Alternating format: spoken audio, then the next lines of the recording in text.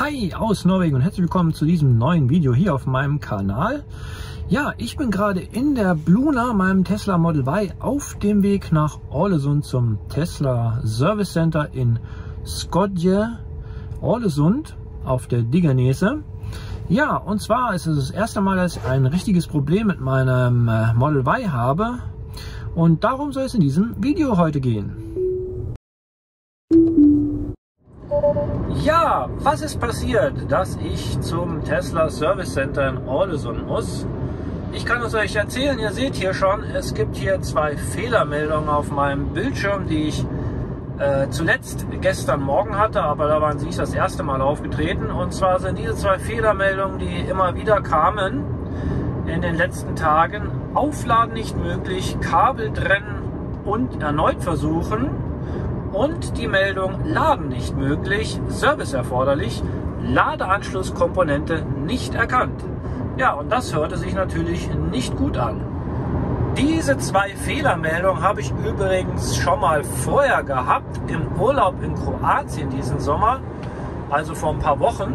Aber da trat das Ganze nur einmal auf, einmal kurz und ja, dann war eigentlich auch alles in Ordnung wieder. Die Fehlermeldung kam nie wieder und Laden war auch weiterhin möglich.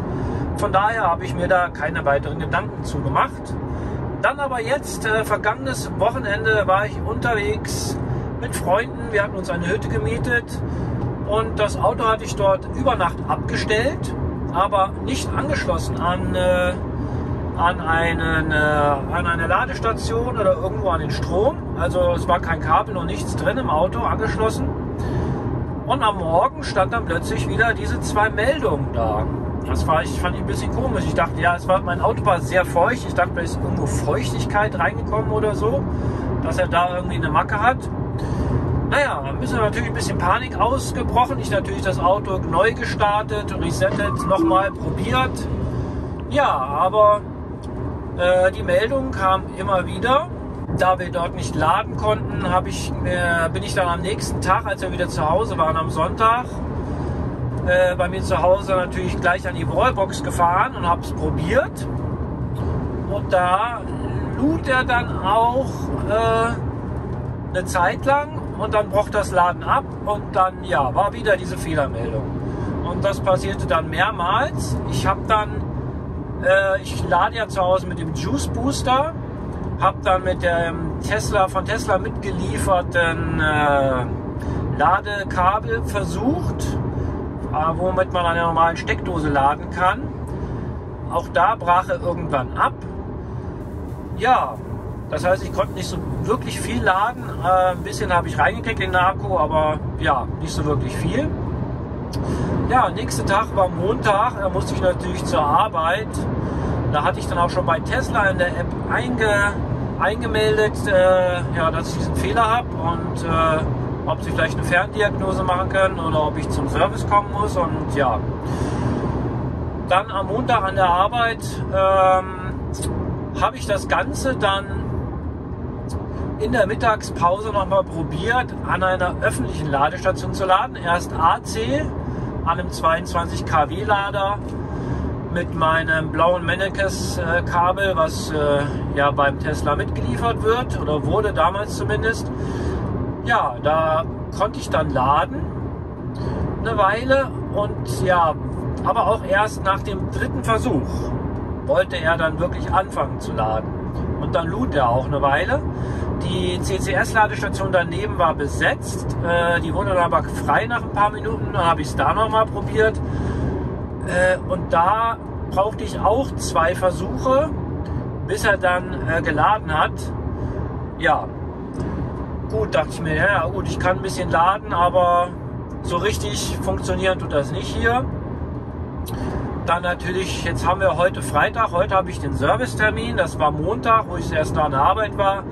Jetzt die Tage über konnte ich immer ein bisschen laden, manchmal hat er abgebrochen, aber die letzten 2 Tage, ich habe auch 2 Software-Updates bekommen in der Zeit und das letzte kam, glaube ich, vorgestern, und die letzten 2 Tage hat er dann auch durchgezogen bei mir zu Hause am Juice Booster.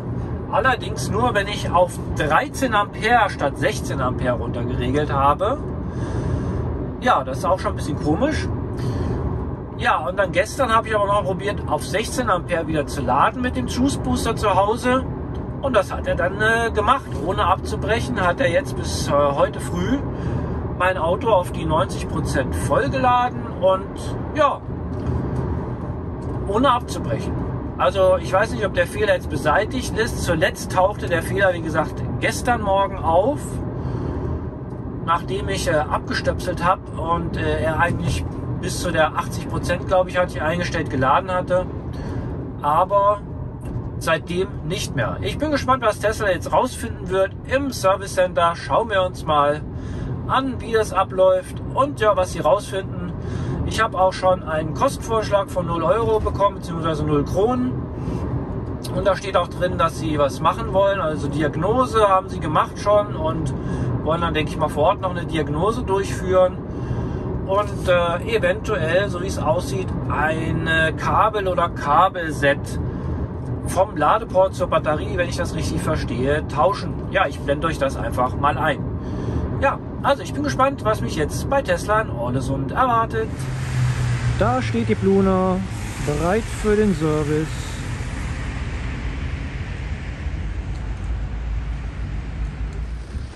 Draußen regnet es aus Eimern und ich habe meine Bluna wiederbekommen und habe sie jetzt direkt mal hier beim Burger Breta an die gratis Ladestation gehangen. Ja, die liefert nur 15 Ampere, ich weiß nicht warum nicht 16, aber ich denke mal, es wird in diesem Fall an der Ladestation liegen.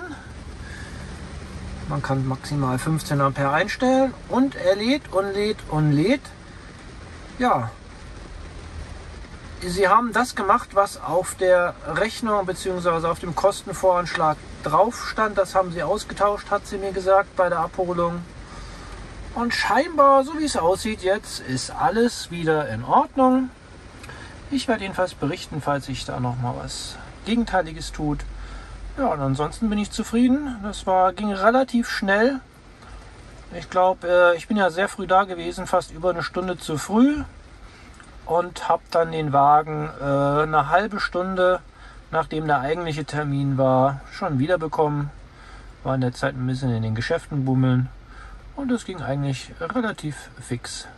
Ja. Dann hoffen wir, dass die Bluna jetzt wieder in Ordnung ist. Und ja, dann danke ich euch fürs Zuschauen bei diesem Video. Gucken wir mal gerade, was haben wir hier für Meldung. Das ist bestimmt, ja genau, Laftniveau Spülerwäske. Das bedeutet zu wenig ja, Scheibenwischmittel. Da muss ich auch mal wieder auffüllen. Aber ansonsten jetzt hier keine aktiven Meldungen mehr. Ja, dann hoffen wir, dass die Bluna jetzt wieder in Ordnung ist und frohen Mutes ganz normal laden kann. Und dann danke ich euch fürs Zuschauen bei diesem Video. Ja, und ein Like da lassen gerne, wenn ihr dieses Video mögt und weitere solche Videos haben möchtet, wenn ich mal zum Service fahre mit der Bluna und zum Service muss. Und dann sehen wir uns vielleicht wieder in einem der nächsten Videos. Schöne Grüße aus dem regnerischen Norwegen.